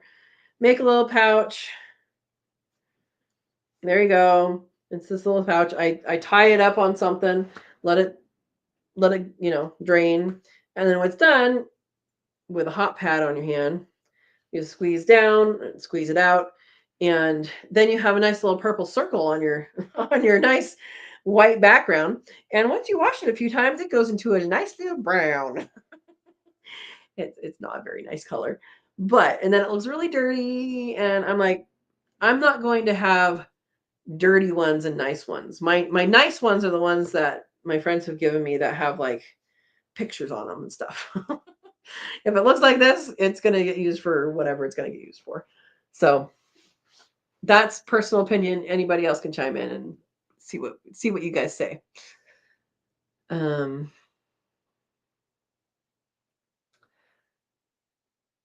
Desiree says gave them a melon today and they loved it. Good. Why are you not eating all your melon? Oh, Verna agrees. Exactly. She says, I use those for covering bread. I do that too. That is rising for straining food, never for dishes. I do use them for dishes too, um, but yeah, so a lot of recipes for bread, when it rises, you're supposed to put saran wrap over it and put it somewhere. There's absolutely no need for that. If you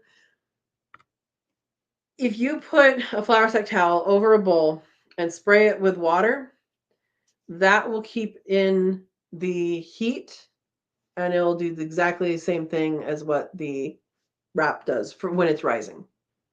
There you go. All right. Desiree says, I dropped my piece on the floor. Your piece of what? Oh, your melon. Well, why isn't your floor clean? Come on.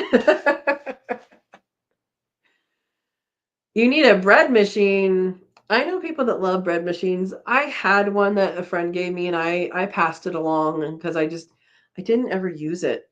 And I eat a whole lot less bread now than I used to. And I go through bouts where I have a lot of bread and I don't have a lot of bread and all that. I think sometime. Oh, PJ's probably sleeping by now, but I think we agreed that the Katrina's Kits, the members of the channel, that we are going to start a sourdough starter once PJ is in her new place. I think that's what we agreed upon. So we'll see how that goes. We'll all start it together and go from there. So yeah. Yep. Verna says using plastic wrap contributes to the plastic in your food. Absolutely. Yep. Yeah. Bread machine. My mom had one, and for a long time she made bread pretty consistently. Yeah, but I don't know. Not for me. It turns out fine, but for me, it's just not what I want to do. Um, Yeah.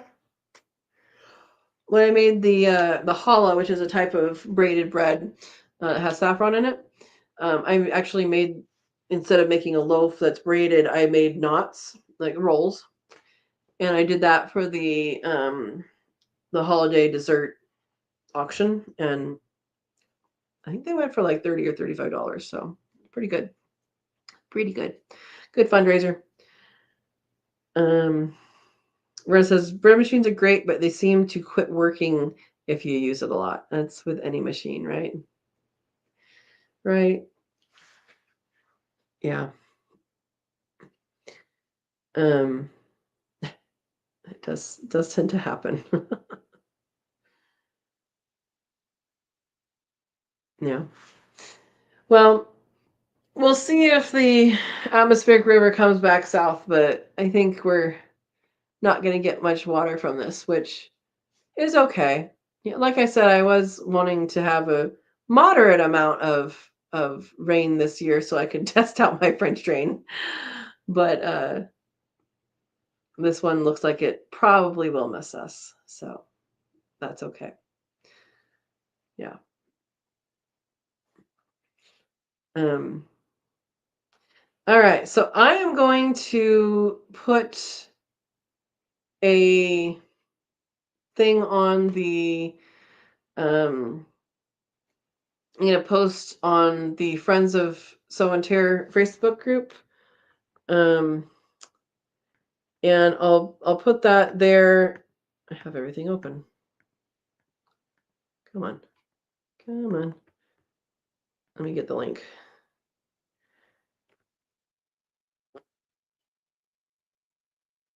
Okay. Gotta find you guys again. Here we go. So Friends of Sow and Tare Facebook group. I'll put that on there, and then if you guys want to I'll leave off some of the ones I found so you guys can be the ones to put up there. But go ahead. I'll put that. I'll post it on there, and then if you guys can just reply underneath it, then that will be fun for people to get ideas of where to get seeds from. Yeah. Verna says, I think we'll have another one next week. Yeah, we do. May come more south. Yeah, there's another one. It seems like there's a there's a train of them, I think. But it's interesting. They've been hitting more north this year than last year. Last year they were going to go north and they came down. So yeah. So it's interesting. Um, yeah. And then again, members that are watching or people who want to be members, join the membership. We're doing the Cook With Me Live. We do that every month. But this month we're doing on the 21st, which is the winter solstice, and is the Sunday before Christmas at noon 30 and Pacific time. And we're going to be making eggnog and Christmas cookies. So if you are a member and you have not received an invite to the Facebook group, that is the Katrina's Kits Facebook group, then go ahead and look for that now. On the 10th, it's going to go private. If you're not a member, I'm going to have to kick you out of that. So easy thing to do is to become a member. But the one you won't get kicked out of, unless you're very rude, is the Friends of Sow and Tare Facebook group. So yeah, that is the plan there, and we're doing good. We're doing good. Yeah, getting closer to Christmas time, getting closer to the end of the year, and still haven't done a lot of stuff that I wanted to do this year. You notice I didn't do a goal video this past year. I don't think I'm doing this year either. My goals are going to be more broad, I think. Now, luckily, hopefully by the end of the year or near to that, I'll have everything done with the house. So then I can deal with more stuff on the property. Progress, guys, progress. So anyway, all right. Anybody have some last minute questions, discussion topics, anything like that? Go ahead and ask or let us know how you're doing. and we'll talk about that in the last couple minutes here. Otherwise, we'll see you on the Friends of Sow and Tare Facebook group. I'll right after I get off here, I'm going to post on that, and so you guys can share your seed websites. So that'll be fun. All right, Verna says, everyone have a blessed night. I agree.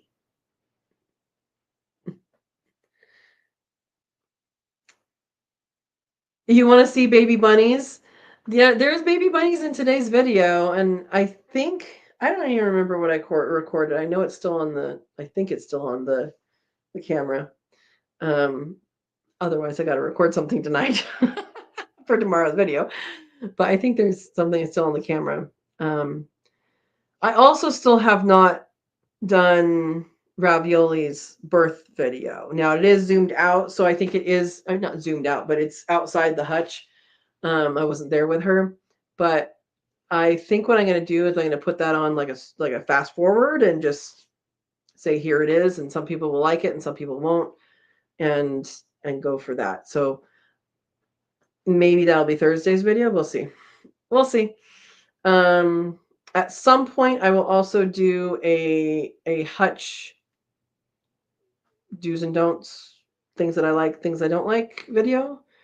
I might have to wait a little bit until like either on the weekend or until I can see after dark or not after dark, so I can see after work because the sun is going down super quickly.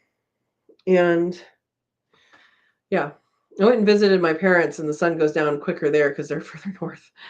But you know, it is how it is. Little jelly beans. They're not that little.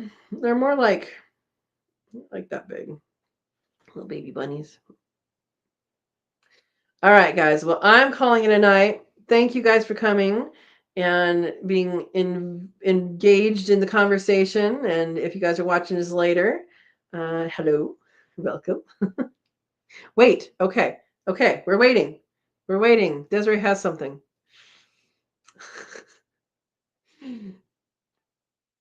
All right. Andy says good night. There is a new breed of Californian. Talking about rabbits, I'm assuming. Californian is the breed, isn't it? Or you mean for like bred for heat or something? Kind of like how Tamuk is a New Zealand? Tell me more. Tell me more. Many Californian have been accepted into ARBA. But why would you want a mini Californian? I mean, is it still a meat rabbit, or is it a define mini? My rabbits are approximately 10 pounds as adults. So are my chickens. Everybody's 10 pounds here except for me. I don't know how many pounds Ringo is, but sometimes he's heavy. Yeah. Mini Californian rabbit.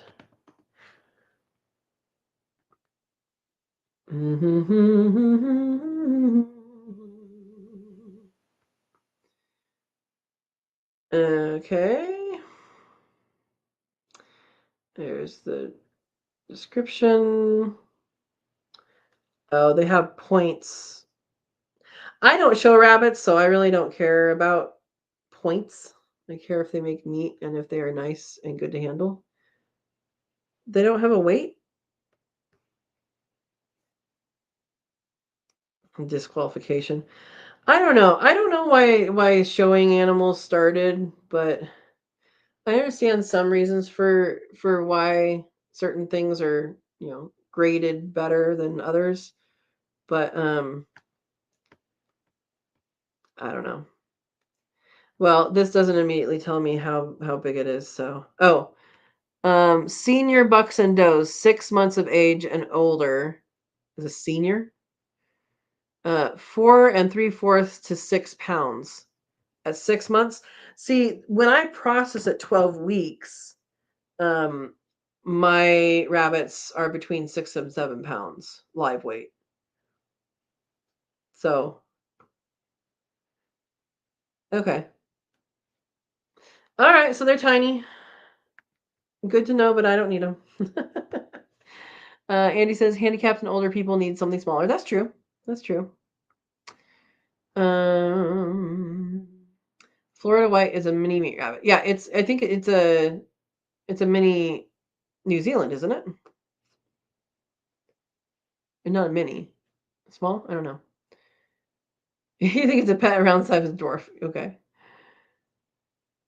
I don't know if it has a page. Yeah, it has a page. That's what I was just looking at. I closed it, otherwise I'd lift it up again. It's to keep the breed healthy for people don't just breed to breed. Okay. All righty. Well, good to know there's different breeds. Personally, I like the bigger rabbits. They're good for meat. All right. Well, thank you for letting us know that. And we will say good night. And I'll see you next Monday. And yeah, sign up for the holiday solstice cookie party. Join us and make our eggnog and cookies. And yeah. Okay. All right. Thank you guys. And we will see you next week. Good night.